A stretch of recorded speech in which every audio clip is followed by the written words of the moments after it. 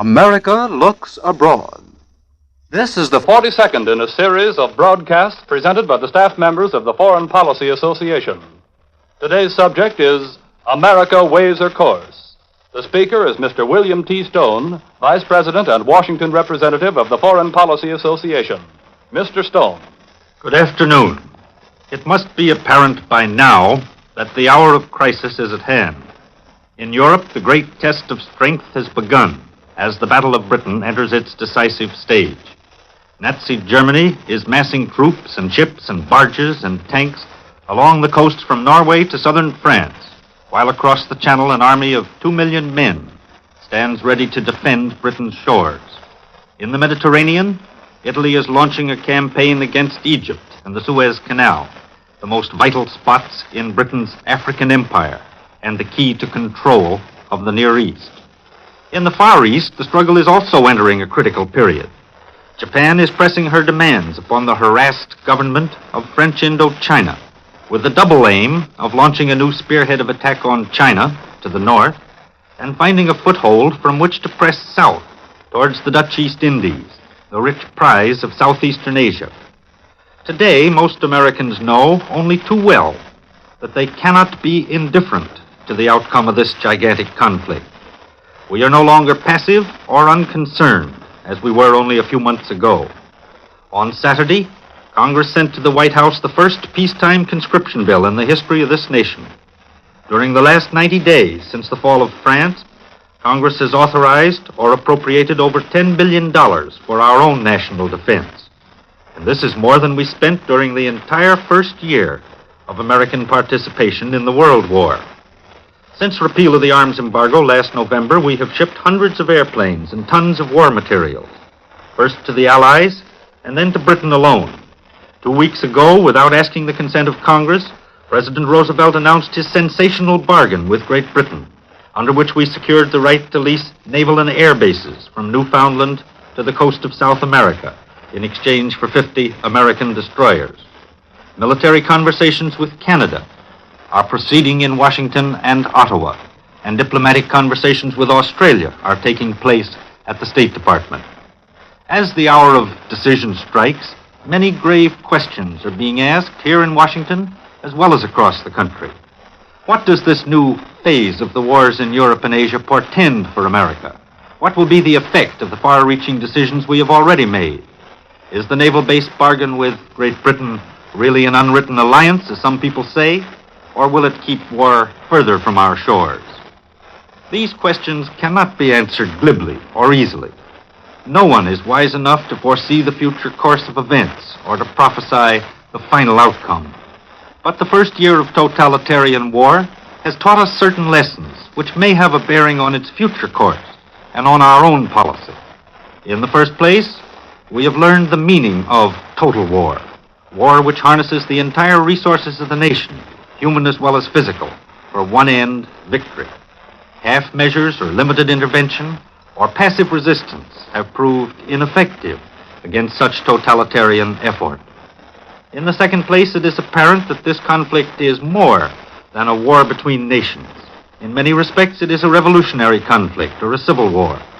The fall of France was due in large part to Germany's tremendous superiority in air power, mechanized equipment, and organization. But it was also the result of internal weaknesses and political and social divisions in France itself. We know now that ideas and ideologies are also weapons. We know that the French system of passive defense was totally inadequate against the offensive strategy and aggressive psychology employed by the Nazis. On the military side, air power has not yet demonstrated its superiority over sea power, or shown that it is capable of striking a knockout blow, but it has proved its terrible effectiveness when used with ground forces and mechanized units, and it has shown its ability to hamper or disrupt naval operations in narrow waters. Those responsible for American foreign policy are compelled to weigh these and many other basic factors in the present hour of crisis. They are compelled to make short-term decisions, which are forced by the immediate emergency. But they are also required to measure the long-term consequences of these emergency steps. This means that we as a nation must formulate policies looking beyond the immediate crisis, towards the situation we may have to face when the present stage has passed. In the long run, and in the short run too, our action may be based on a clear conception of our own vital interests, on the preservation of our freedom of action, our democratic institutions, and our future. Today, the overwhelming majority of the American people believe that a victory of the totalitarian powers would constitute a dangerous challenge to our interests and to our future. We are arming against just such a challenge, and we are laying economic as well as military plans for defense of the Western Hemisphere.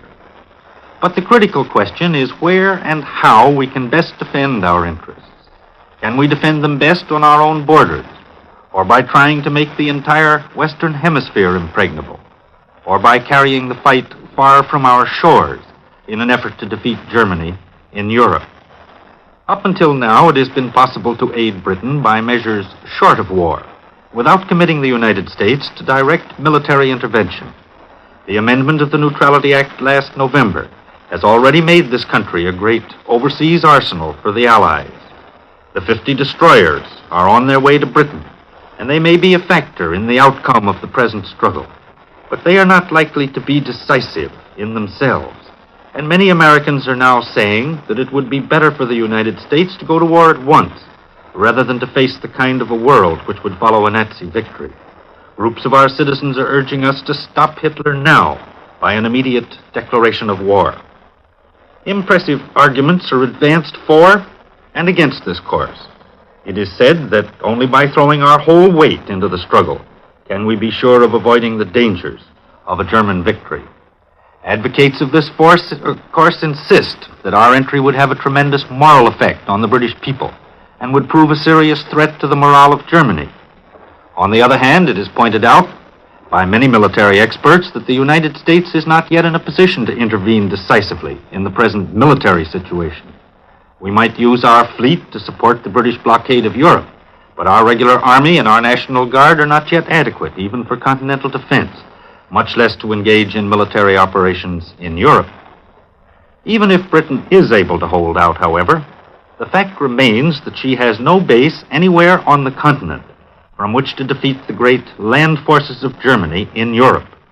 Should Hitler fail in his attack on the British Isles, and should Britain withstand the prolonged bombardment from the air, the war may enter a period of stalemate. It would then become a war of attrition, with British sea power pitted against German land and air supremacy. Such a stalemate might last until one side or the other had collapsed from sheer exhaustion. Many observers believe that it would be accompanied by famine and economic and financial chaos. Should this come to pass, it is possible that Soviet Russia might assume a more active role and again enter the Western Europe at the moment of collapse. Such a stalemate, if it should develop, might again raise the question of a negotiated peace as the only way to avoid complete destruction of Europe. If the United States were already in the war, we might be committed to a long military campaign in Europe. If we were not, we might have a choice between continuing the struggle from the Western Hemisphere or assuming the role of mediator in Europe. There is little talk of mediation in Washington today, and the opportunity may never present itself. But it might arise if and when the German people should become convinced that they had no chance of victory and that nothing but ruin lay ahead. From the viewpoint of this country, however, it should be pointed out that any settlement would have to be negotiated with someone other than Hitler and the present Nazi regime, perhaps with the German army. In any case, however, we would still face the problem of how to build a united Europe under a political and economic organization capable of preserving lasting peace. These speculations may seem very remote today, and they have in fact little to do with recent steps in American foreign policy. The destroyer naval base deal was designed to accomplish two immediate objects: to give direct aid to Britain in her hour of greatest need, and to strengthen the defenses of the Western Hemisphere.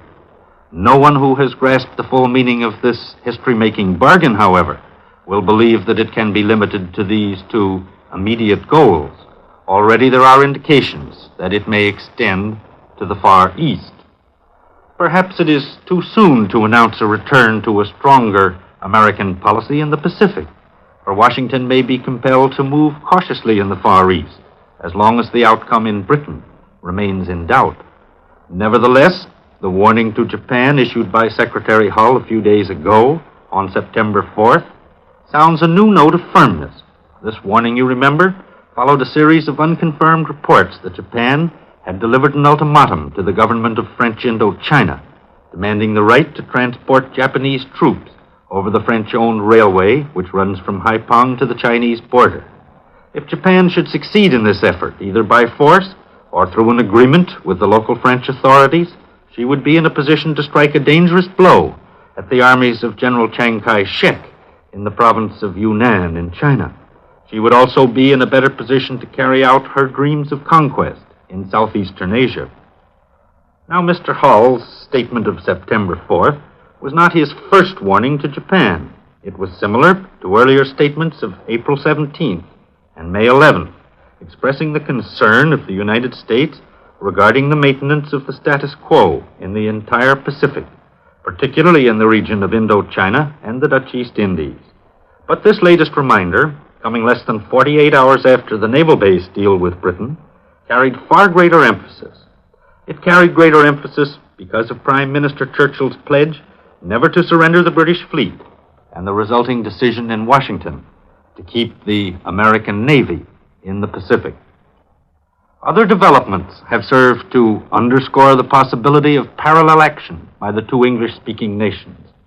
On September 5th, the day after Mr. Hull's statement, Lord Halifax, the British Foreign Secretary, also declared that Britain had an interest in preserving the status quo in Asia. And on the same day, a conference was held at the State Department between Secretary Hull, Lord Lothian, the British ambassador, and Richard G. Casey, the Australian minister to Washington, suggesting the possibility of cooperative measures by these three powers in the Far East. Now it remains to be seen whether these diplomatic maneuvers actually foreshadow an extension of military conversations to the Far East. At the moment, there is no tangible evidence of any such staff consultations, similar to those being carried on by the Canadian-American Board for Defense of the northern half of the Western Hemisphere. But in terms of the Pacific, the important thing to keep in mind is that concerted action is always possible without any formal agreement, as long as the American fleet is free to remain in the Pacific Ocean. This is the real key to the strategy which is now made possible by the Naval Base Accord and parallel action by the two greatest sea powers. The construction of the new base does not imply the adoption of a passive defense or a hemisphere defense resulting on some mid-ocean Maginot Line. On the contrary, it opens the door to an aggressive foreign policy founded on Mahan's doctrine of the offensive as the best possible defense. It may foreshadow, as some insist it does, an unofficial alliance with the British Empire, committing the United States to any and all measures necessary for the common defense. Or it may lead to a bid for dominance by the United States, with Pax Britannica giving way to Pax Americana. The ultimate outcome depends on the Battle of Britain and the fate of the British fleet. But whatever the outcome, and despite the methods now employed by President Roosevelt to accomplish his ends, we have probably seen the abandonment of American neutrality and isolation. You have been listening to Mr. William T. Stone, Vice President and Washington Representative of the Foreign Policy Association. If you would like a free copy of this talk, send your request to the Foreign Policy Association, 22 East 38th Street, New York. The Foreign Policy Association is a nonpartisan organization open to all who are interested in American foreign policy. It offers accurate information on current world affairs. In the world of today, foreign affairs are your affairs. You are invited to tune in next Sunday to hear another speaker in the America Looks Abroad series. Don Fisher speaking. This is the National Broadcasting Company.